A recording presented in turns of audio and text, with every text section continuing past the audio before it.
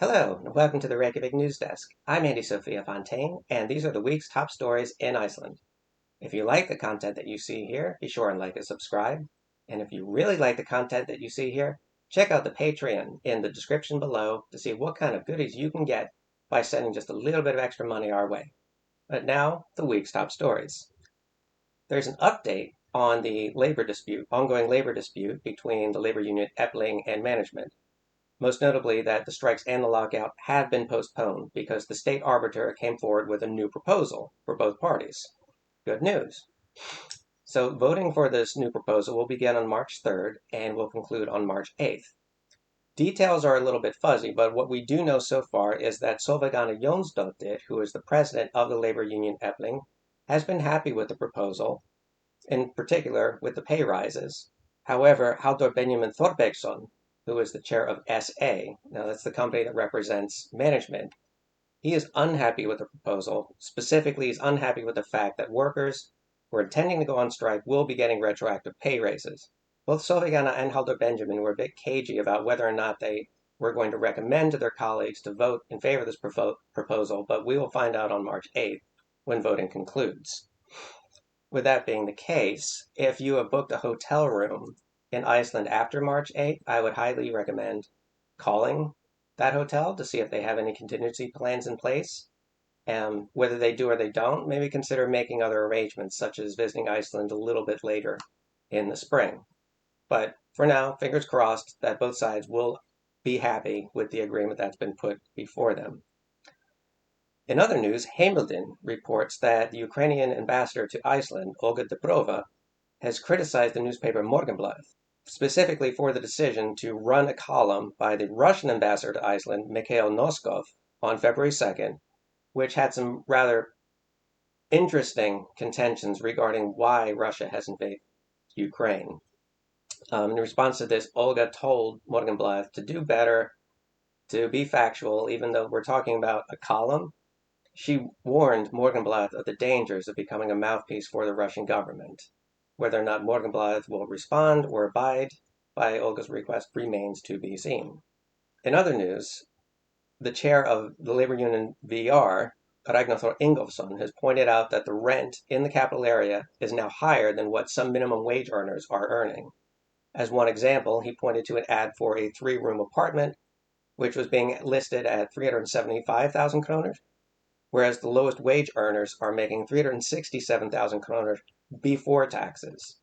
And in case you're not already familiar, the tax rate in Iceland is about 38% in a lot of cases. It depends, of course, on your profession and how much you earn, but that's roundabout what you can expect.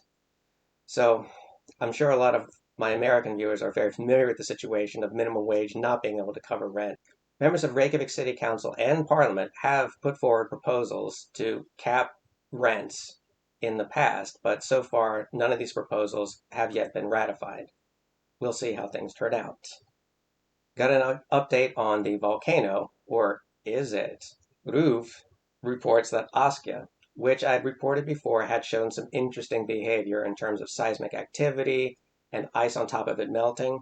They're now reporting that the water on top of Askja was a bit warmer than what they're used to seeing. However, and there's always a however when it comes to volcano news, opinion is still divided, even amongst scientists in the field, as to whether or not Askja is showing signs of possibly erupting, but it is pretty much definitive that, well, to a great degree anyway, definitive that there is no caldera. There's no giant cavity of magma forming underneath of it. But of course, to be on the safe side, the residents of East Iceland have been advised on what to do in case of an ash eruption. An ash eruption would be something like Eyjafjallajökull, if you remember that event, as opposed to some of the pretty lava plumes that we saw in Reykjanes a couple years back. RÚV reports that the third tallest human-made structure in Iceland, which is a 220-meter tall radio tower, was demolished. This radio tower had been providing radio broadcasts to people living in the countryside for the past 25 years now. Now, these people are not going to be left without radio, of course. They're going to replace this tower with a much more powerful FM system. However, what I thought was kind of interesting is since the demolition, which I kind of shrugged about, I've seen like 6 or 7 different people sharing video of the collapse of this tower on Instagram and Twitter. So apparently, it's something that a lot of people find fascinating to watch. And if you're one of those people who likes to watch the demolition of radio towers, I've linked to the video in the description, and you can check it out for yourself. Lastly, Fretteblad reports some whale news here. The 3 humpback whales have been spotted in Hafnarfjörður harbor. They're in fact so close to the shore that you don't even need to get in a whale watching boat to check them out. You can pretty much just stand right there on the shore of the harbor and look at the whales. Most of the whales that you'll see around Iceland will be minke whales.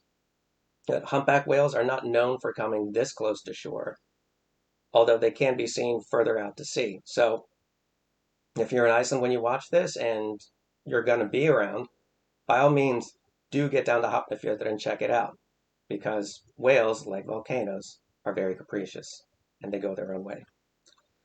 So that's the week's news in Iceland. Again, like and subscribe if you like this content, and if you really like this content, check out the Patreon link below to see what kind of extras you can get by subscribing.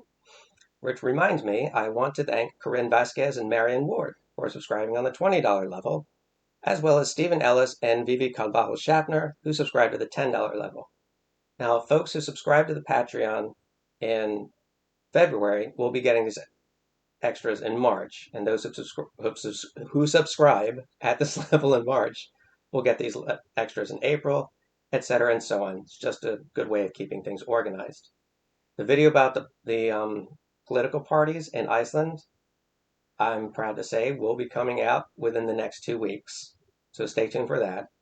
Thank you again for that suggestion. It's going to be a lot of fun to make, and I hope you find it as educational and informative and entertaining as I'll find making it. In any event, that's the week's news in Iceland. Be good to each other.